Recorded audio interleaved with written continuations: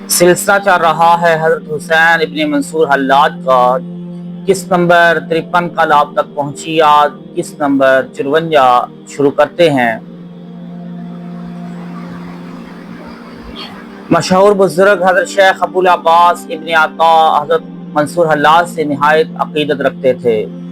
एक बार आपने अपने खादिम खास को हजरत हुसैन बिन मंसूर के पास ये पैगाम देकर भेजा, शेख जो बात तुमने कही है इससे तौबा कर लो, शायद तुम्हें कैद खाने से रिहाई मिल जाए। हजरत इब्न अता का पैगाम सुनकर हजरत मंसूर हल्लाज ने उनके खादिम से फरमाया, इब्न अता को मेरा सलाम कहना और अपने शेख से ये भी कह देना कि जिसने ये बात कही है उससे कहो कि वो तौबा कर ले। तज़किरातुल औलिया में हजरत शेख फरीद अत्तार की रवायत है कि जब खादिम ने हजरत मंसूर हल्लाज के अल्फाज दोहराए तो हजरत शेख अबुल अब्बास इब्न अता रो पड़े और निहायत रिक्कत अमेज लहजे में फरमाया, हम तो खुद हुसैन बिन मंसूर के अदना गुलाम हैं, यानी हमारी क्या मजाल के इस मामले में दखल दें।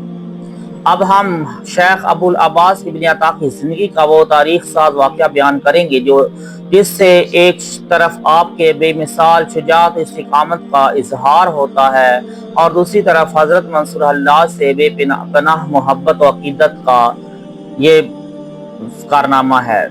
ये हजरत मंसूर हल्लाज के कत्ल से चंद माह पहले का वाक़या है। अभी उनके खिलाफ हलाल दम का फतवा नहीं दिया गया था। मुकदमे की समाअत के दौरान एक रोज हामिद बिन अब्बास ने हजरत हुसैन बिन मंसूर हल्लाज से सवाल किया, शहर बगदाद में बहुत से सूफी हैं, क्या कोई एक शख्स भी तेरे अकीदे की दरस्तगी पर गवाही दे सकता है। हजरत मंसूर हल्लाज ने फरमाया, बेशक दारुल खिलाफे में बहुत से सूफी हैं, मगर यहाँ सिर्फ 3 अफराद मुझे पहचानते हैं, वो मेरे कलाम पर शहादत दे सकते हैं। एक शेख अबू मोहम्मद जरीरी और दूसरे शेख अबू बकर शिबली और तीसरे शेख अबुल अब्बास इब्न अता।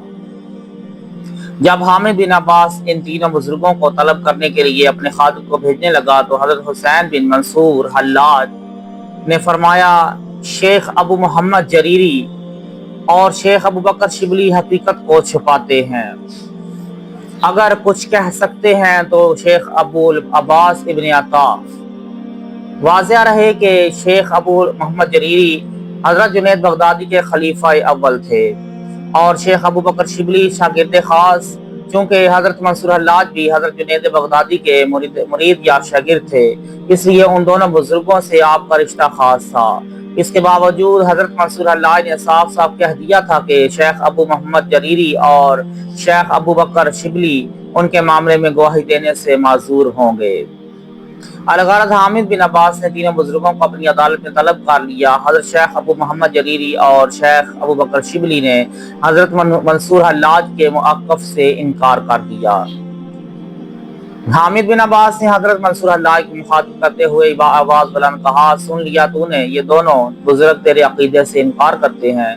मैंने पहले ही कह दिया था कि ये दोनों अफ़वाह राज करते हैं, इसलिए मेरे हाल पर गवाही न दे सकेंगे। हजरत मंसूर हल्लाज ने फरमाया। हजरत शेख अबू मोहम्मद जरीरी और हजरत शेख अबू बकर शिबली वापस चले गए। उन दोनों बुजुर्गों के रुखसत हो जाने के बाद शेख अबुल अब्बास इब्न अता तशरीफ लाए। हामिद बिन अब्बास ने उनसे पूछा, तुम हल्लाज के अकीदे की तस्दीक करते हो। हजरत शेख अबुल अब्बास इब्न अता ने फरमाया, ये अकीदा दुरुस्त है, मैं इसका मुअतकिद हूँ और जिसका ये एतकाद ना हो वो बेएतिकाद है। हामिद बिन अब्बास को यकीन नहीं था कि हजरत इब्न अता इस कदर बेबाकाना अंदाज में हजरत हुसैन बिन मंसूर की हमायत करेंगे। अभी वजीर मुमलिकत हजरत इब्न अता के जवाब पर हैरान हो रहा था कि शेख ने हामिद बिन अब्बास को मुखातिब करते हुए फरमाया, तुम्हारा इस मामले से क्या ताल्लुक है, मैं वजीर सल्तनत हूँ। हामिद बिन अब्बास ने तंद-तेज लहजे में कहा, सिर्फ मेरी यही जिम्मेदारी नहीं कि मैं अमूर मुमलिकत की निगरानी करता रहूँ, अवाम के अकायद पर नजर रखना मेरा इस्लामी फरीजा है। तुम जिस काम के लिए मुकर्रर किए गए हो बस इसी को अंजाम देते रहो। हजरत शेख अबुल अब्बास इब्न अता ने किसी झिझक के बगैर फरमाया, आखिर में किसी काम के लिए मामूर किया गया हूँ। गालिबन हामिद बिन अब्बास हजरत शेख इब्न अता का इशारा समझ गया था। اس لیے اس کے لہجے میں مزید شدت پیدا ہو گئی تھی۔ یہ بڑے نازک لمحات ہے جس وزیر مملک نے فقہان کرام اور مفتیان وقت کو جبری فتوے پر مجبور کر دیا تھا۔ حضرت شیخ ابن عطا جانتے تھے کہ وہی وزیر مقتدر باللہ کے دور حکومت میں کتنا طاقتور اور کس قدر بااختیار تھا۔ حامد بن عباس کی مرضی کے خلاف کوئی بات کہنا ایسا ہی تھا کہ جیسے کوئی شخص بیٹھے بیٹھے آفات و مصائب کو کھلی دعوت دے دے۔ حضرت شیخ ابن عطا اس رات سے واقف تھے۔ وقت کی مصلحت اور نزاکت کے پیش نظر حضرت شیخ ابن عطا کو خاموش رہنا چاہیے تھا، مگر پھر سچ کون بولتا؟ کسی کو تو حرف حق زبان پر لانا تھا۔ اگر بالفرض حضرت شیخ ابو العباس ابن عطا بھی سکوت اختیار کرتے تو پھر بات کہاں سے کہاں پہنچ جاتی۔ وقت کا غیر جانبدار مورخ تو صاف صاف لکھ دیتا کہ حضرت کہ حامد بن عباس کے عہد اقتدار میں بڑے بڑے زہاد، بڑے بڑے فقہا اور بڑے بڑے باکردار انسان موجود تھے، مگر کوئی ایک شخص بھی ایسا نہیں تھا جو ظلم کے خلاف عملی احتجاج کر سکے، یا کم سے کم ایک ظالم کو حقیقت کے آئینے میں اس کے مکروہ فضوخال میں حق دکھا سکے۔